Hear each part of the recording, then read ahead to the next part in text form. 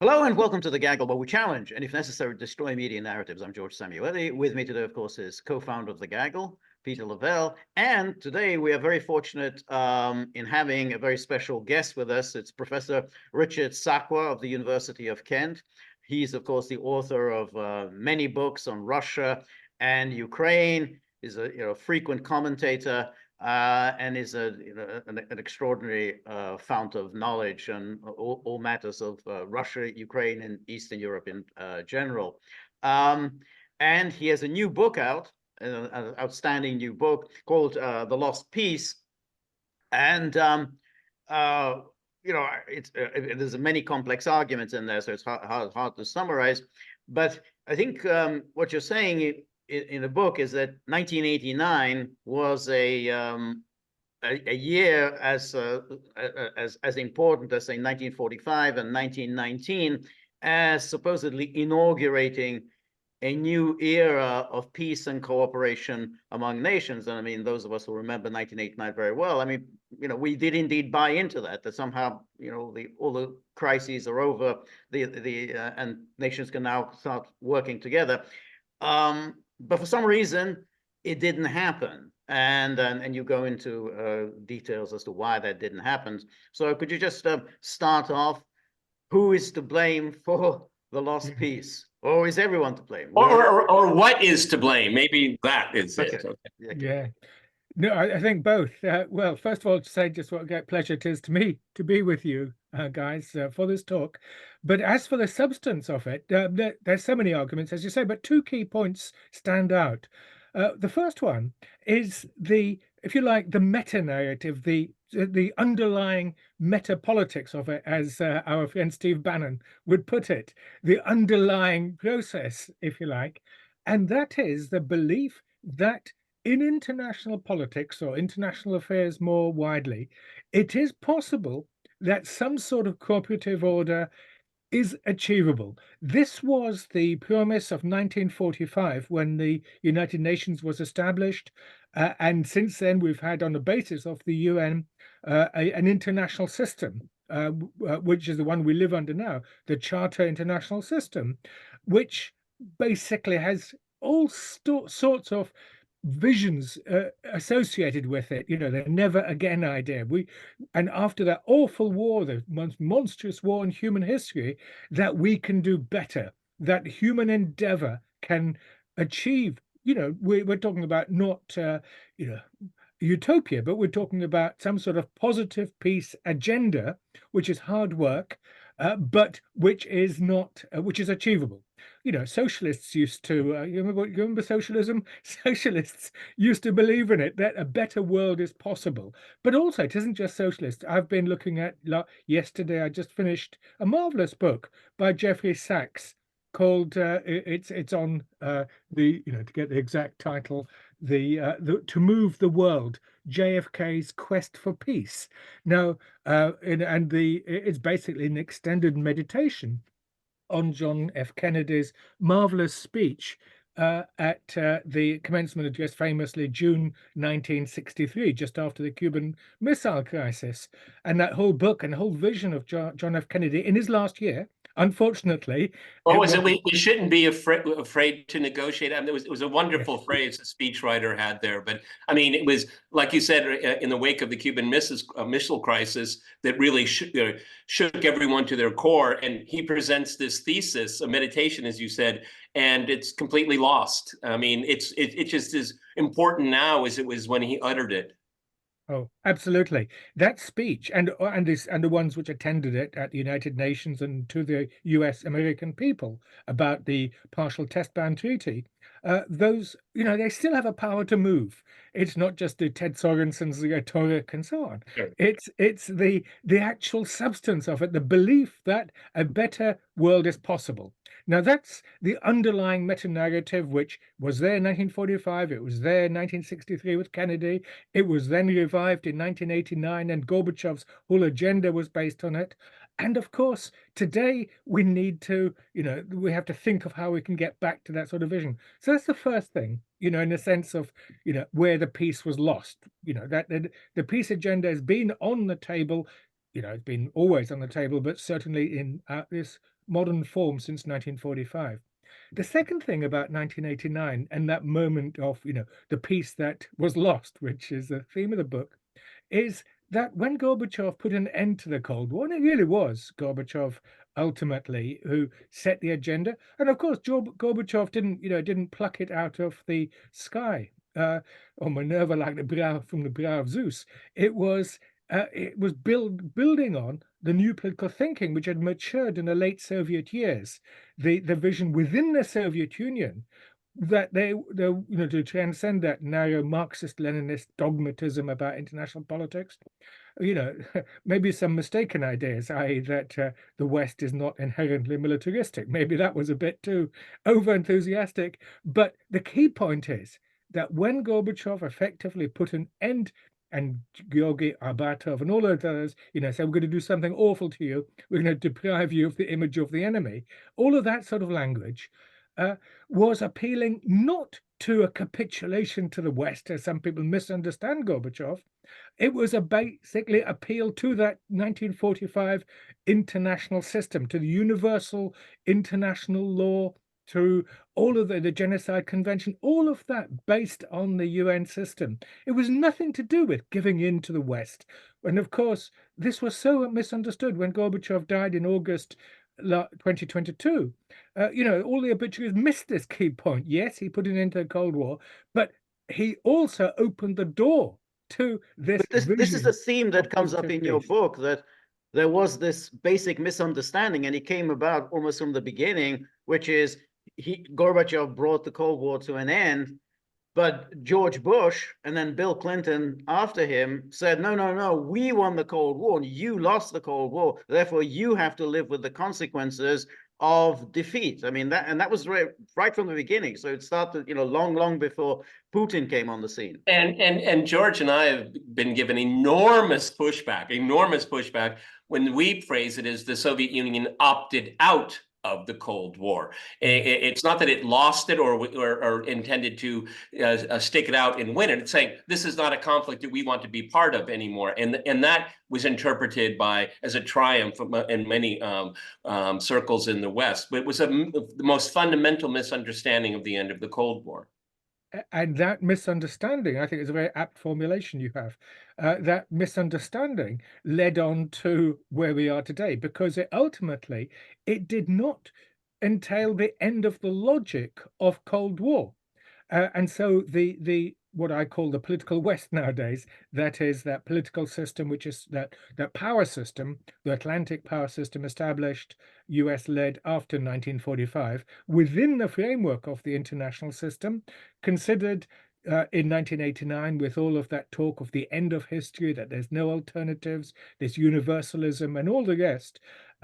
And more specifically, in the European continent, it had a very, a specific application, and that was that instead of, what Gorbachev was talking about, common European home, and for us Europeans, it was most important, a pan-continentalism, a Gaullist vision of a unity from Lisbon to Vladivostok, instead of which that was fundamentally repudiated in favor of an intensified Atlanticism, which by definition wasn't going to be able to include post-communist Russia, which the continuous state from the Soviet Union. So, well, I mean, but Richard, I mean, if you look at the post-Cold War European security and architecture, it's obvious now that it was designed not only without Russia, but against Russia. Why? What is it about Russia that they don't want to integrate with, cooperate with? Because it kind of deflates the entire argument that the Cold War was two ideological blocks and all that. Well, if the ideology is collapsed, then why? What is is it because they're Russians? I mean, can you explain that? Yes. In some senses, it was not directed against Russia per se, even though there may well have been cultural and elements of Russophobia deeply embedded in all of this, but it was against a particular type of Russia.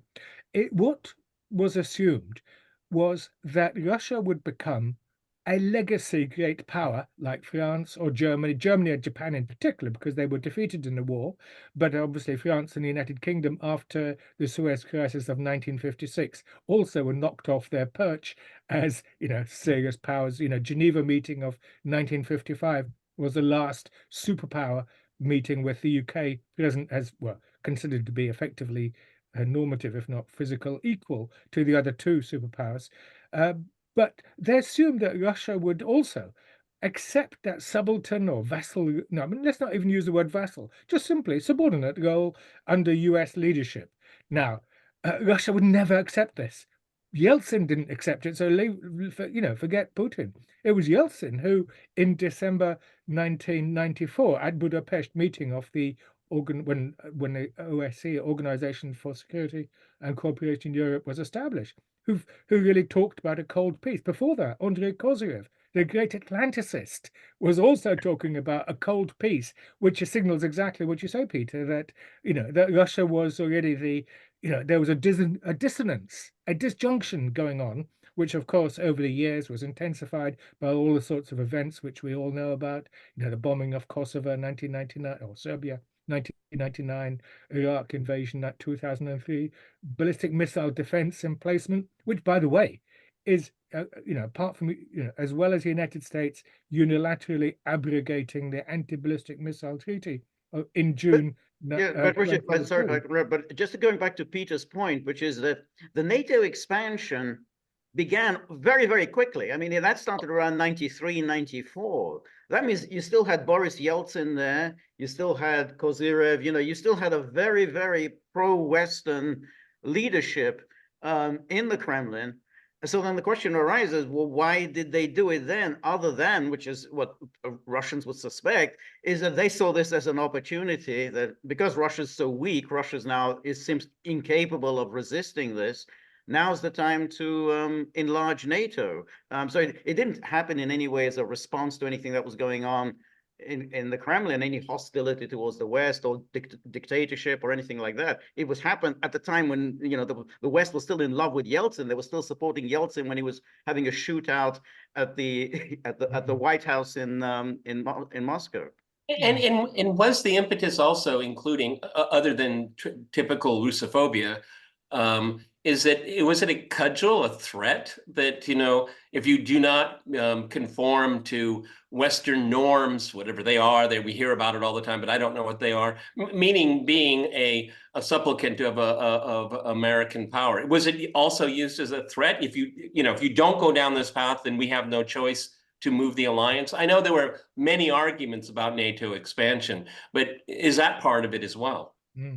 I mean, there were alarming signs. You mentioned the October 1993 bombing of the White House. Also, of course, the elections that December saw Vladimir Zhirinovsky's, how can I put it, populist nationalists doing very well. Later on, the communists also. And of course, Zhirinovsky was making ridiculous statements like, attacking the Baltic provinces, republics by then.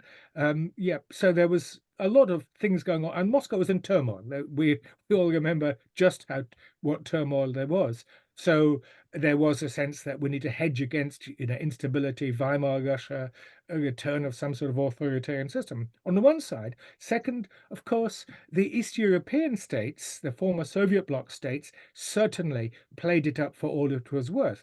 The exemplars Václav Havel, who initially, with his tremendous speeches of 1990, 91, 92, then suddenly became an advocate of NATO enlargement. Now, within that, NATO enlargement in and of itself is not the substantive issue. It's how it was done.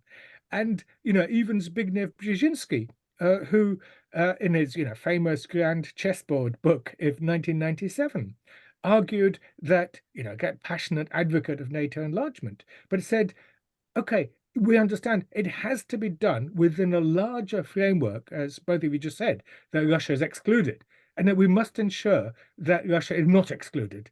And so we need an overarching framework for NATO enlargement. So NATO enlargement in and of itself may not be a bad thing to stop Greece and Turkey going to war and endless border disputes within, like, the interwar Eastern European states and so on. So NATO if it was embedded in that pan-continental or post-communist vision, but it wasn't there. William Burns, of course, head of the CIA today, also made exactly the same point, and others, George Kennan, in different ways, different formulations, but all saying the same thing. So NATO enlargement, of course, in the way it then became operationalized, was simply establishing effectively a movable Iron Curtain, excluding Russia. But why did that happen? After all, Putin has said many times that, well, I offered that Russia join NATO, and he was rebuffed. You know, Bill Clinton rebuffed me, and this is the Russians have said this again and again. We offered to join NATO, and they told us no, bye bye, we're not interested. So why did that happen? Why were they rebuffed? Yeah, it's as you say, Putin mentioned this many times, but most signally, if you like, indicatively, in his speeches launching the special military operation or the war in Ukraine, he refers precisely to those talking to Clinton in the year 2000. I think I've pinned it down to a discussion they had in just at the end of Clinton's time, December 2000, when, you know, he'd mentioned it earlier that year, but in particular that discussion, and it was rebuffed. As you say, I mean, Putin was trying to solve that security dilemma. And he said, look, okay, if you expand, okay, you intent an expansion, well, let us join so that we don't establish this dynamic of Cold War. But of course, your question, why they refused it, is the 65,000 ruble question. And it really is the fundamental question, because, you know, was it malevolent? I mean, here we have whole stacks. Was it stupidity? Sure, a great dollop of stupidity. Was it malevolence? Sure, a great dollop of that. But of course, I actually tend to go towards the ideological arguments, if you like, the ideational ones. The West was so inflated, and it is to this day, with its own universal grandeur, its vision, and, you know, many good things in it. You know, I'm all in favor of constitutionality, rule of law. If only we could see all of these things fully developed in the West, that'd be great. But you know, yeah, but the same West that is essentially stealing $300 billion of Russian foreign reserves. Okay, but anyway. Yeah. Can I just say something on that? My latest, just a thoughts which I'm trying to elucidate a bit more now, is that in this heart of the post-Cold War, or the West, post-1945 West, there are two systems fighting internally. There is the political West, which I mentioned before, which is the institutionalization of the Cold War in NATO, also to a degree European Union, by the way. It's framed as a peace project, but as we've seen in the war in the last couple of years, it's been one of the most militant. Yes. And as Peter says, the $300 billion, and most of it is in the European Union, by the way, and in Belgium, Euroclear, I think 261 billion. So you're absolutely. So two systems are in conflict there. The first, this political West, is Cold War expanding, you know, both out of malevolent stupidity and ideological, you know, sense of superiority, end of history, etc. At the same time, you know, what John Eikenberry and others talk about, this liberal international order, which is not the same thing. Not the same thing. It's merged effectively in liberal imperialism or the rules-based order and all of these other, you know, nonsensical term. Well, rules-based order is a nonsensical term, but you know, it's merged. What I'm trying to say is that in the contemporary West, there is this, you know, positive element, which is this, prosperity can be developed through, you know, genuinely competitive international trading order, you know, with the dollar acting as a clearing, you know, at its best, you know, a globalization which can, you know, achieve public goods. You know, I don't like the new managerialism and so on, which is from the 1970s, which is dreadful as well. But nevertheless, effectively, what this means with these two systems, a power system and a normative system, are at war with each other. We see that, of course, now in Palestine. But which means that double standards is inherent to that political West. It is not a, you know, an occasional feature. It's part of its operating logic. Today, there's constant tension. Well, it's talking about operative logic.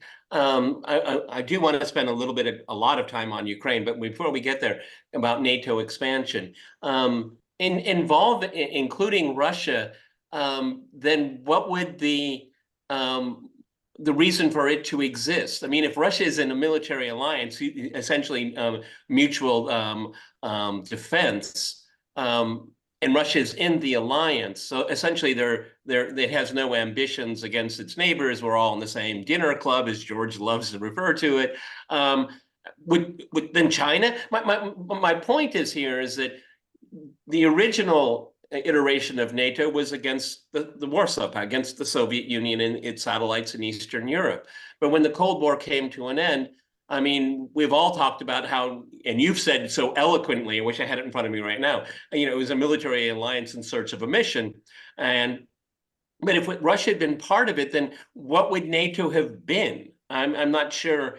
I mean, defense against immigration, defense against the Middle East, against China. You see what I mean? What security value would it have?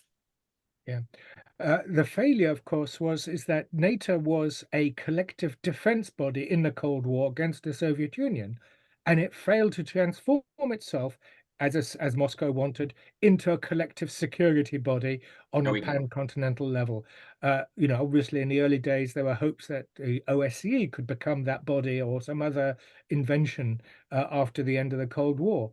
But so NATO sits there like a dog in the manger, but it doesn't transform itself into a fully political body, which would have included Moscow as an equal. That's the first thing. The second thing, of course, is that if Moscow joined, then it would decenter both Brussels, but above all, Washington. And that was, of course, it's no secret now that in the year 2000, 2001, in Brussels, there were secret backdoor, back channel negotiations in Brussels about Russia joining NATO. So it was, being informally discussed after. I know, people don't want to go on record about this, but I think one person who did, who was involved in the talks, was the Wolfgang Ischinger, the head of the Munich Security Conference for many years. These people, it was just very informal. So, but once when Washington heard about it, they immediately put an end to it. So, but what would you say then to the argument, what was said by many Russians, that all along the West's intent was malevolent, that they made these promises, James Baker's famous not 1 inch to the east and so on, but that the goal all along was the subordination of Russia, and as Putin likes to say all the time, the breakup of Russia. The Russia is just too big to exist. But do you take that argument seriously? Well, it certainly that was the effect, but I'm not sure that was the intent. And this is where that, if you like, it's people, the West, of course, in 1989 and earlier, was blinded by its own virtue, if you like, if I can put it like that, because its ideals, if you like, are ones which are to a certain level. Obviously, I'd like to go further as for more economic equality, inclusion rather than identity politics and so on. But to a certain degree, constitutionality, rule of law, independent, political, competitive, plural political system. These are achievements which I'm afraid are in danger of being eroded in the West itself at the moment. But nevertheless, these are achievements which need to be defended. But in the, if you like, the enthusiasm for their own virtue, they forgot, and the Western leaders forgot, what Kaplan writes so eloquently in his book about the tragic element in international politics, that good people can, and I'm not saying these people are really good, but good people are capable of great evil. And that tragic element, dynamic in politics, was forgotten in the post-Cold War years, and instead of which we had a Manichaean vision, we had this universalism, where these good things which were in the West, were genuinely good things, were then to be imposed at the point of a bayonet, regime change operations, which never works. So, yeah, and it was for their own good. Always remember that. We're doing this for your own good. Okay. This is nasty medicine, but it'll do you good. George, before we go to talk about Ukraine, But I just want to ask, just to Yeah, follow go up, then when we look back on 1989 to 91, don't we conclude that Gorbachev was amazingly naive? I mean, what would his predecessors have said? Well, how can you possibly trust, say, oh, you said this in your book that, basically Gorbachev gave away the store, and in return he just got vague promises. Oh, well, we'll have cooperation, we'll have the sort of, we'll all be working together, but he gave up real substantial things that his predecessors had worked hard to attain, which was basically they had a system, a powerful country, and the military alliance, the Warsaw Pact, and that was all gone, and he got nothing in return. Don't you think then people say, yeah, I mean, he was amazingly naive? Naive, yes. What he should have done when it came to German unification and the NATO promise was to have it down on paper. But of course, when the Treaty on German Unification came up, there was no mention of it. And that was, people, his advisors like Valentin Fallon and others at the time were vigorously saying, you've really got to, we can't accept it in this formulation. So yes, naivety. Of course, I suppose naivety is the price to pay for overcoming the cynicism of the earlier Cold War politics.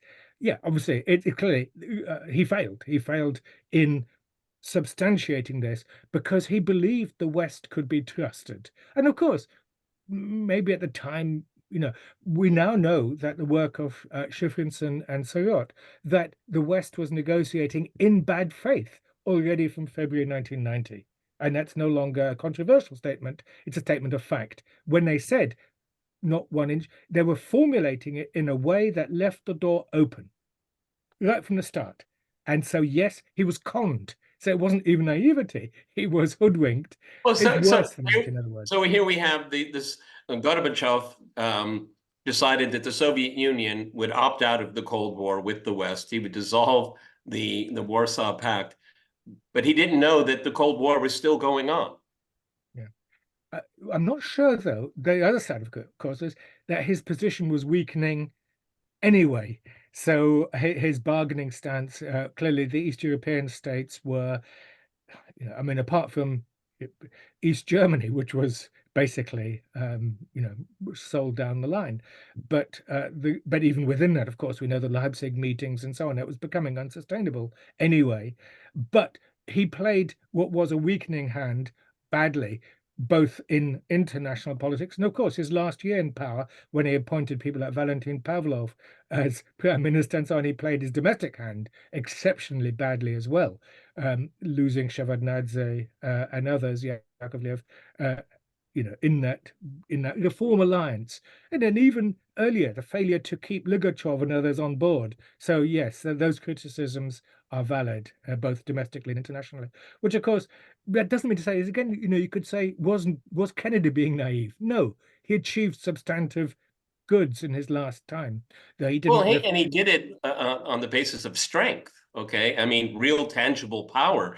I mean, Kennedy's power wasn't seeping through his fingers the way it was being played out in the former Soviet Union, which would become the Russian Federation. George mentioned something to me a couple of years ago, and I think I've often pondered it, is that, okay, we can have the reunification of Germany. Okay, we can do that. But the Soviet Union will keep its bases in Eastern Europe. Okay, that's the fair trade.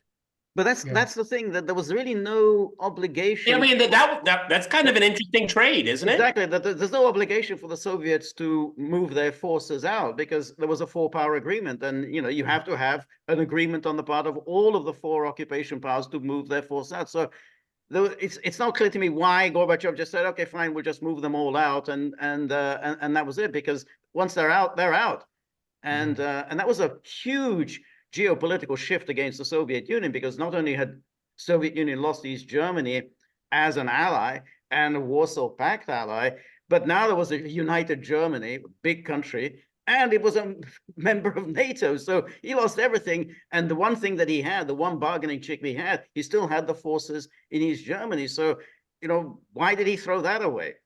Yeah, and it's even worse than that. When they got back to Russia, many of them were just parked in empty fields and tents for a long, long time. No housing, no, and of course that engendered is still part of that resentment, which echoes to this day.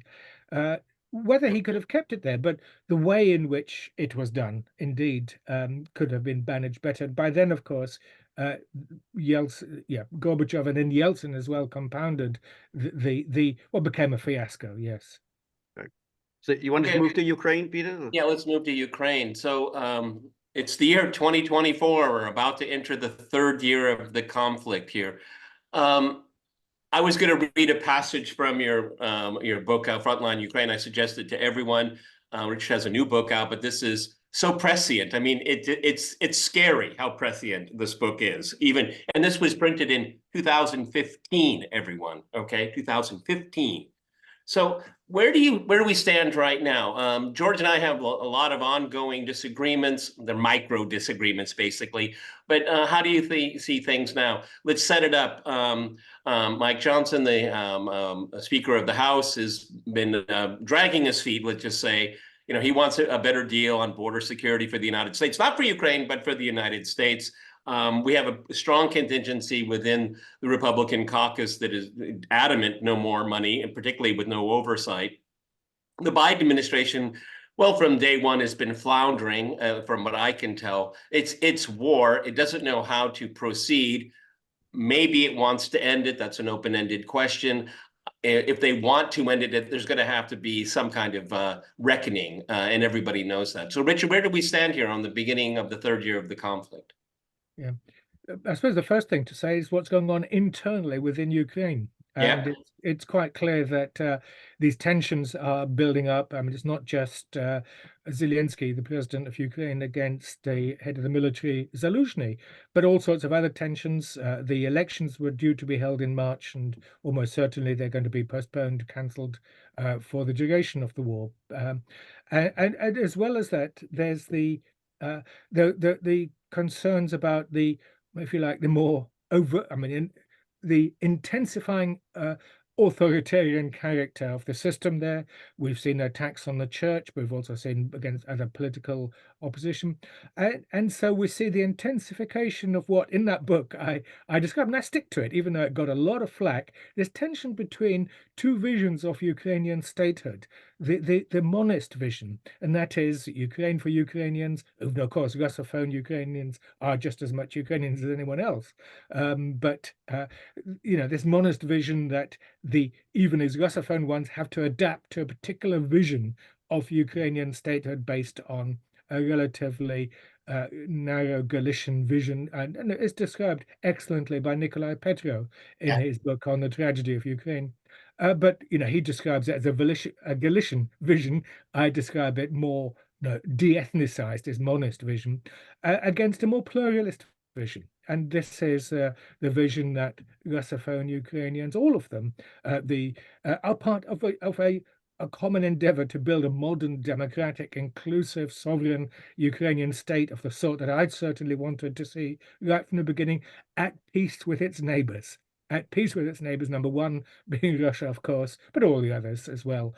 And of course, that would only have worked if it was at peace with itself internally, which of course it wasn't because of the events of 2013-14, and long before that sort of Galician. We saw that Yushchenko earlier, and it had been there. So I think this setting it up, this pluralistic vision, is more or less eroded, and of course the wars accelerated it. The de-Russification, building on top of decommunization of language, of literature, of culture, everything. It's, in my view, it's deeply sad, because, and of course, within that, as Vladimir Ishchenko constantly argues, one of the most perceptive, I think, from a left position, left critique of developments internally, the neoliberal vision of marketizing everything. I was talking to someone not long ago from Kharkov Oblast, and she was saying that her grandfather was from a village, was saying, over there we have Monsanto, over there we have another BlackRock or whatever US commercial company, and so on. The land had gone, it's all gone. Or I think extraordinary concentration of land ownership, and of course the pricing. So that's the first thing internally, and so I think internal contradictions will accelerate in this coming year. And of course, the second thing is the battlefield position. Now, there's much talk of a stalemate. And of course, then there's much condemnation of the vision of a stalemate, because a stalemate suggests that, that this could go on for quite a long time, and it may well do. But, it looks, I think, a lot of military analysts argue that the battle fronts, or the military situation, is inexorably and ineluctably turning in Russia's favor. It doesn't mean there's not going to be reverses, there won't be terrible things happening. But, Russia, and something which I said more or less from the beginning, that you have to negotiate, given the fact that, Russia's 4 times bigger, it's got huge military industrial Well, why would Russia negotiate? Why would on the other side, after the whole Minsk Accords fiasco, all the admissions, Lloyd Austin, I hope he's all right in the hospital. That's turning into a kind of a mystery. The whole point was to weaken Russia. I mean, they say the quiet part out loud all the time. And I'm constantly asked, do we need a ceasefire? Why would Russia do that? Why would Russia trust anything coming from Washington, let alone someone like Zelensky? I'm not trying to be a cynic here, but and to kind of jump ahead. So have a ceasefire so you can start all over again in 5 years. Yeah, I was just going to add to that. And what then would Russia settle for? What would there you go, which Russia would accept and say, okay, fine, that's good enough for us, and we'll stop fighting. What would Russia accept, and what can Ukraine accept? Right. Is the way we'd formulate it, because obviously Zelensky has got this decree of October 2022 saying, forbidding negotiations on the other side. And as Peter suggests, that any version of Minsk 3 carries all the dangers of the failures of Minsk 2 and Minsk 1. Obviously, Minsk 2, which the lack of good faith of the external interlocutors, as well as the inability internally within Ukraine to do what would have been, maybe not within specific terms of Minsk, but some sort of Steinmeier plus formula. In other words, some sort of devolution to the Donbass in the old days and so on, which is not unusual. Canada's got it. What United Kingdom's got it with Wales and obviously I'm talking about really linguistically in Wales and others in the UK, anyway, in Italy. So it's not anything so astonishing, yet Ukraine was unable to, and its Western interlocutors were unable to force this through.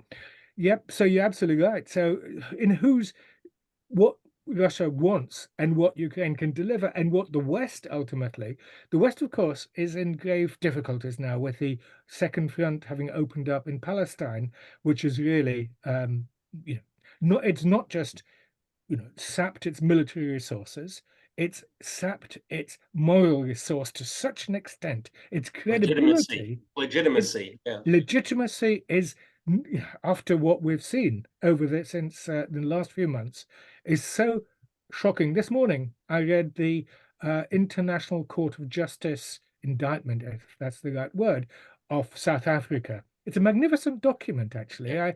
It's really so detailed and so effective, chapter and verse, in what's been going on there. You can actually, the average person can read it with no problem. There's so little legalese in it. It's very, very straightforward to understand, and I think that was part of the endeavor. Yes, but of course that even more puts into perspective the International Court, Criminal Court indictment of Putin and the Children's Commissioner, which. The fact that Karim Khan, at the head of the ICC, refused to take on this most evident case, and hence they go to the United Nations, again, which reinforces my view that this international system based on the UN, with all of its flaws, it's all we've got, and we need to defend it. And it's under terrible attack now from all sides, but above, the West is, just trouncing it. And the fact that the United States is vetoing resolutions in the Security Council, ignoring General Assembly resolutions on Palestine. So that, so 2024, in my view, will be the decisive year. That ultimately... what can the West accept? Yes. What can the Well, Biden administration accept? well, it'll have to accept more or less what it accepted in Afghanistan, some humiliating retreat. Oh, okay. Yeah, Wow. because and of course the European Union, as well, as heading up for new leadership.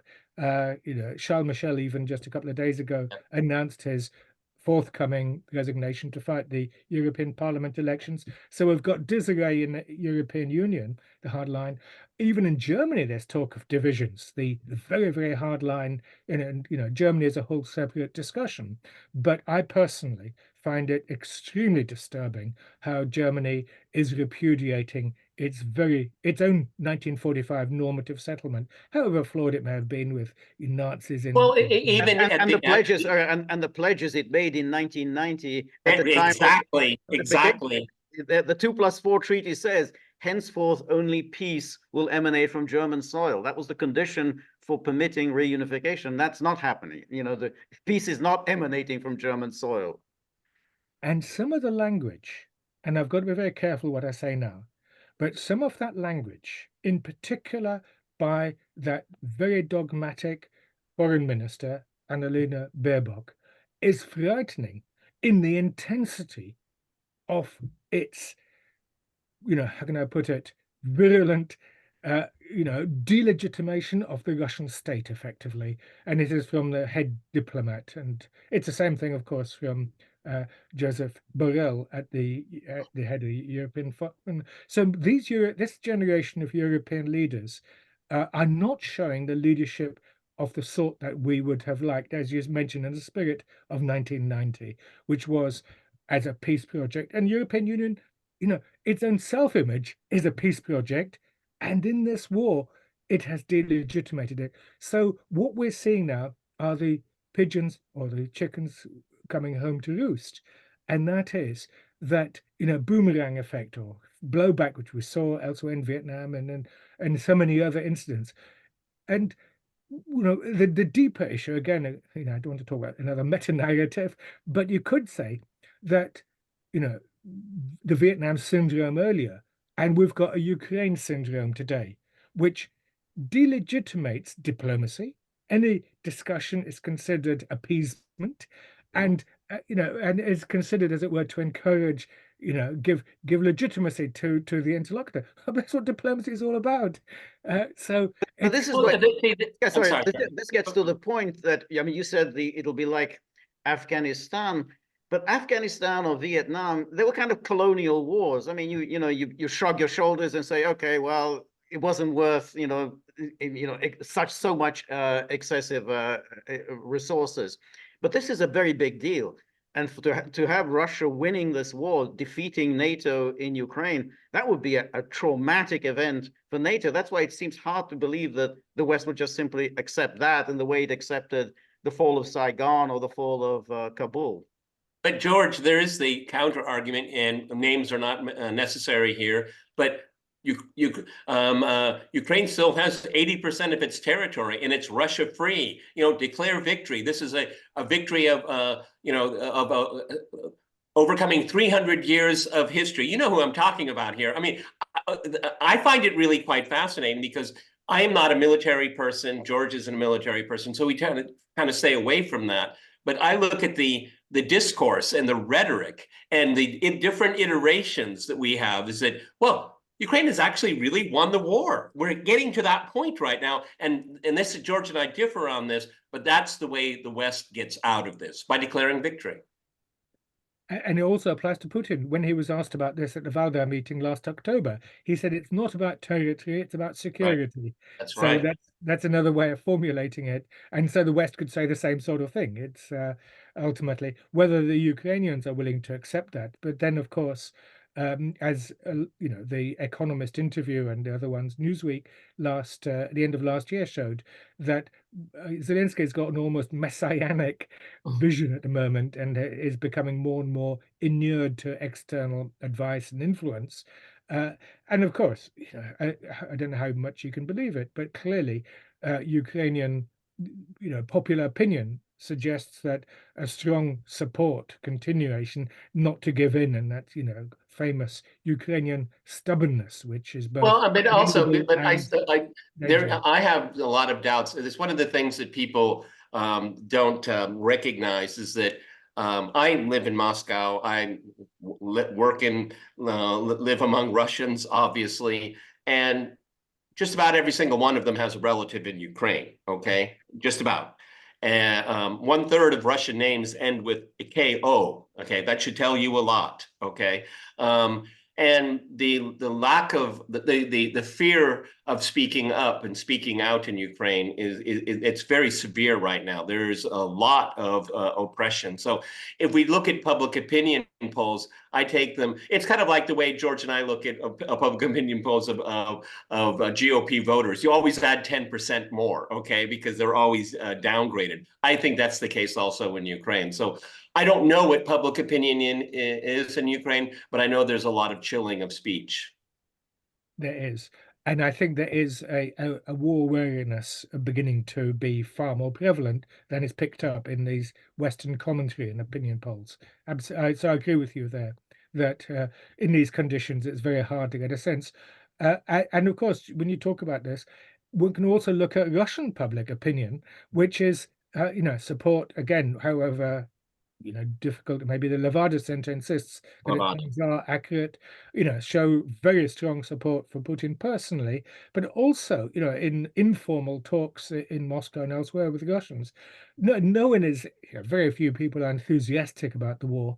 Very true. But there is that sense of determination, that sort of sense of grit, which, back to the wall, we've got to see this, which is why we do talk about Russians want to see an end to it. Yes. Many, I think that, I think quite rightly you say, more and more people within Ukraine want an end to it.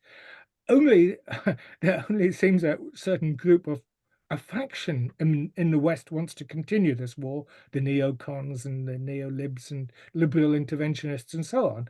But I think there's a tiredness as well. But they are that faction is the most important because they are the influential, the elites, the political, financial. They got the money. The media groups. And they want, I mean, for them now to come up and say, okay, well, if we can't get the 60 billion, let's help ourselves to this 300 billion of central bank reserves, and let's give that to Ukraine. So they seem to be determined to continue, and that's why it's hard to believe that they would just simply accept, okay, well, Ukraine won't join NATO, and that's that, because that would be a total humiliation for the West, and that's why it's hard to see how they can, the West can accept that as a condition for ending it. Oh, well, that's it, Okay, well, then let me flip it. Let me flip it. George brings up obviously good points here. We often hear that the West is, Bloomberg is very famous for doing this, give the Russians an off-ramp, give Putin an off-ramp. Well, can the Russians give the West an off-ramp? Just to say that on the budget thing, when Orban blocked the EU funds at the end of last year, now they're talking about some off-budget funds. So they're not, so George is right, they're not backing down, and there seems to be digging down. So the West, I mean, with this new alternative, I think we should point out to our viewers is that that'll be up to the independent sovereign states. Okay, well, that's a totally different scenario. It's like, yeah, well, we'd like to pledge, and we'll get back to you in 6 or 9 months. Pledging and actually coughing it up are very different things. Yeah, yeah, you're absolutely right. As for the Western off-ramp, sure. I mean, they control the narrative, so they can change the narrative.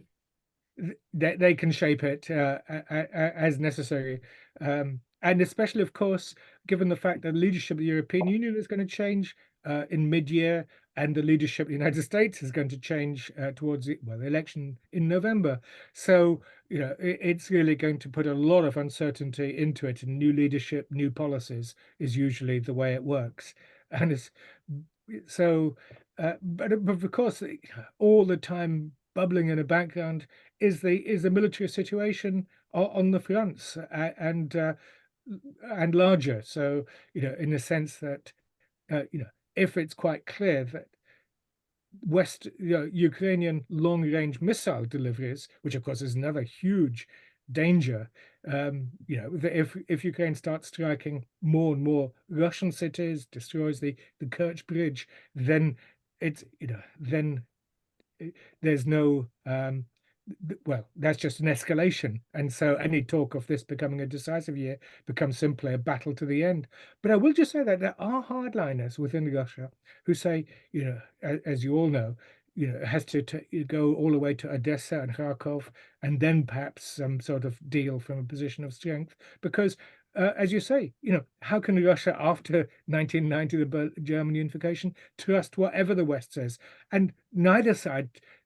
This is what I was going to say. This makes this second Cold War far worse, far deeper, far more intractable than the first Cold War. All those Kennedy type initiatives, detente, all those talks, that was, you know, almost like a golden age, however awful it may have been, because people were talking and, you know, people didn't like one side or the other. You know, the Soviet Union was accepted as a legitimate power, didn't like it, but, you know, it was accepted as a towards until the end, of course.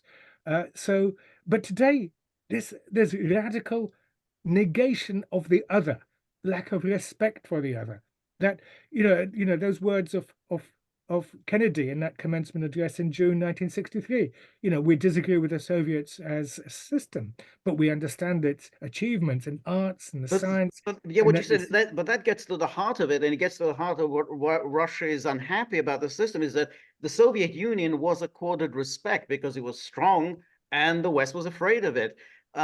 Russia doesn't enjoy that respect because Russia is much smaller and it doesn't have a military alliance at its disposal. And therefore, Russia just doesn't enjoy that kind of respect. And that's why the West has been pushing its buttons all these years. They've been pushing Russia's red lines all these years. And it's very, very hard for Russia to get that, which the Soviet Union had, a respect for its security concerns. Yeah, well, indeed.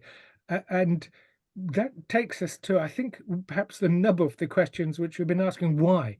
And we can then compare and contrast with the way that China is now being increasingly delegitimized.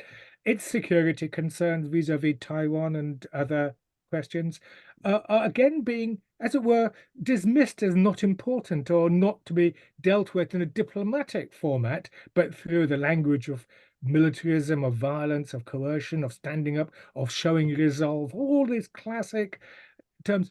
And then the question then says, you know, answering the earlier one right at the beginning, why? And it comes back to the character of this political West. This isn't the West that I go along with.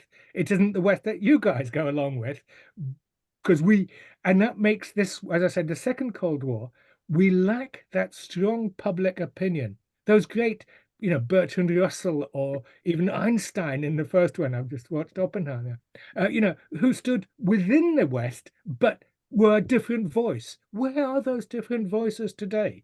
You know, there are people that are very, I mean, and I will refer yet again, I mean, it's invidious just to name one name, but because I was just reading Jeffrey Sachs's book yesterday, you know, he stands out today as, you know, one of the brave voices against, you know, giving it another West.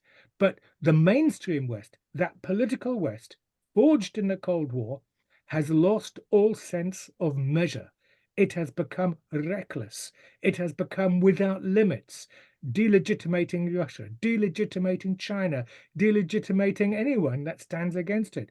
It can only, its model of international politics is always divisive. It's always, you know, intensifying conflicts. It's now trying to, you know, since the US Africa Command was established, how many coups, how many wars? I'm not saying it's responsible for it, but it's certainly not helping resolve them. So, You know, one of the things that George and I have talked a lot about is that this whole process of delegitimizing Russia and the West's real and imagined enemies. It's much more cultural this time as well, because, you know, Russia is a very traditional, very conservative country. It's still recovering from, in my opinion, the Soviet disaster. the growth of religiosity and people participating in religious life, talking about it in public. This is an anathema to the West. This is because Russia's going backwards. It's conservatism. This is one of the reasons why George lives in Budapest. Viktor Orban is so often vilified because of traditional values. Because the West is it has all of its isms and woke and all of this. Russia sees that and openly rejects it. That puts a target on its back. Yes, I think there's very profound cultural underpinnings of the Second Cold War, and the repudiation of pluralism or diversity of social types, which was forced on it in the First Cold War, but they thought that the end of the Cold War, 1989-91, meant that we would have this universal globalist system, if you like. Yeah, but directed by one power. Yes, with one center, one vision, One center. and anybody who stands outside it gets thwacked. And at the same time, Russia does offer an alternative. Now, you talk about its traditionalism and conservatism, which certainly accelerated after 2012, and you're absolutely right that Russia, but that in a sense is the political, skin on top of it, because it's more profound. And unfortunately, this political skin, if I can put it like this, is often instrumentalized, and it's often, doing things which I do not like, and I'll say that openly. Sure. And I actually, but of course, this is the logic of Cold War, where both sides start doing things which damage themselves, and this is, part of that tragedy of the Second Cold War, which, as we began with, it was unnecessary, it's pointless, and of course, most tragically, this whole war in Ukraine is so avoidable, so pointless, so unnecessary, and it really is. Quite apart from, not for a second denigrating the legitimacy of Ukrainian statehood, yet it is, a type of civil war within the East Slavic, one people element, which, as I say, 40% of Ukrainians just before the war accepted Putin's formulation as one people. Doesn't mean to say we have one state, certainly not, but one people tied by culture. You mentioned this fact that most of your friends have Ukrainian roots. Yeah, I think I may have the number wrong, but it's been, and this came from Ukrainian media, is that 40% of Ukrainians listened to Putin's New Year's Eve address. I mean, really? It says a lot. But could I just go back, Richard, to a point you were making about how the West has become more and more reckless, more and more abandoning any sense of diplomacy? Then the question is, how far will the West go? I mean, they've done things that would have been inconceivable a few years ago, sending this lethal weapons, missiles and cluster munitions and so on. How far will the West go? But for instance, to prevent a total collapse in Ukraine, would it be prepared to move its forces and NATO forces into Ukraine? There's two things. I mean, how far it'll go. What's been going on in Palestine for the last 3 months suggests that there's almost no limits. The catastrophic nature of mass murder day in, day out, and US diplomacy, Blinken simply, and Jake Sullivan, it's beyond words. So after that, you think that there's almost no limits. However, in the Ukrainian situation, I've just been, again, another thing, looking at that article by a journalist called Arkin in Newsweek in July last year, in which he talked about the CIA's role in Ukraine. You saw it was in Johnson's Russia list with Simplicius. George and I did a video. Yeah, we did a video on that. Yeah. Oh, great! That's so important, because it showed that Biden administration has got limits there, and that including not to use Western weapons to attack Russia proper. And if that is an accurate case, and it's, the evidence prima facie suggests it is the case, that Biden, set right from the start, this isn't going to lead to World War III. However, we have irresponsible states in Europe, above all the United Kingdom and Poland, who have no limits. They just want to see this to go almost to the end. And of course, Radek Sikorski, back as a Polish foreign minister, betokens this is a man who negotiated the agreement in February 20. Maidan. Yep. Maidan 20, and then didn't stand by it that evening and has never returned to it. Effectively, the father of the Donbass war. I mean, I've said this to him directly on one occasion years back. So if you're not going to stick to your deal which you've made, and it was a decent deal. Well, one of the tragic observations I think that we all have to be aware of and not turn our eyes away from. I'm glad you brought up what was going on in Palestine, because it was about 5 weeks ago, 6 weeks ago, the whole destruction of hospitals, which horrified the world, as it should. Then the schools, then the UN staff, no water, tearing up of roads, taking out entire neighborhoods in one bomb. And we're all getting, quote unquote, used to going up this escalation. And I think this is all intentional. Going back to George's question, which, it's a very poignant question, but it's probably the ultimate scary question, is that if there are no limits here, then we're dealing with a truly irrational player in the West. Because if they can turn their eyes away from the destruction of hospitals, half the casualties are women and children, why would they turn their, why would they have any kind of restraint when it comes to Ukraine? Because George and I have a lot of disagreements about Ukraine, but one thing is for sure, reputational veracity is very important to the West and to the Biden administration. Going back to George's points that, Vietnam and Afghanistan, as it were outside. What is different, one of the elements of the second Cold War, is that Cold Wars come home to Europe, to our continent. It's ours now. So if the first Cold War had, it was basically a frozen front line along the Rhine Curtain within Europe, as we saw in Budapest in 1956. The West didn't intervene and accepted, that was a Soviet sphere of influence. When of course, the second Cold War, it's a dynamic front now within Europe, and that's so dangerous. And what makes it even worse is that European leaders are absent without leave, official leave. AWOL. They've gone AWOL. Apart from stoking the flames of violence and of war and of militarism, where's their peace initiatives? Where's their agenda? There's nothing like this. And so with European leadership has gone AWOL, it's all left, the burden, and if you could say that 40 years, 50 years, or 70 years of this Atlantic alliance has infantilized a whole generation of European leaders. Where's the de Gaulle? Where's the Adenauer? Where's the Helmut Schmidt, the Kohl, even? Where are they? Mrs. Thatcher, even. We're all George, don't you have the impression that the professor has been watching the Gaggle from day one? Because George and I have said this over and over again. Where are the Adenauers? Where are the de Gaulles? Where are they? That's right. And your point about the peace initiative, where is the Macron-Scholz peace initiative? I think it's, something to discuss, hey, this is our peace plan. At least we can something to talk about and see if we can negotiate on the basis of that. There's nothing. It's just these constant, essentially repetitions of what Washington is saying. Emmanuel Macron does diversify the music occasionally. Yeah, depending on the day of the week. Yeah. I think you're being too generous to him, Peter. I was going to say, if you catch him in the morning, he says something sensible, but speak to him in the afternoon, he'll have forgotten. And by the evening, it's a third day entirely.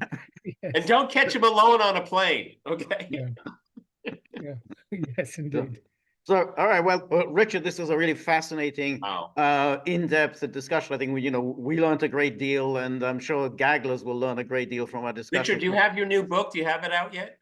Yes, it's out. It's called The Lost Piece. Yep. Yes. The Lost Piece. Absolutely must reading. Must reading along with Frontline Ukraine. Absolutely must reading.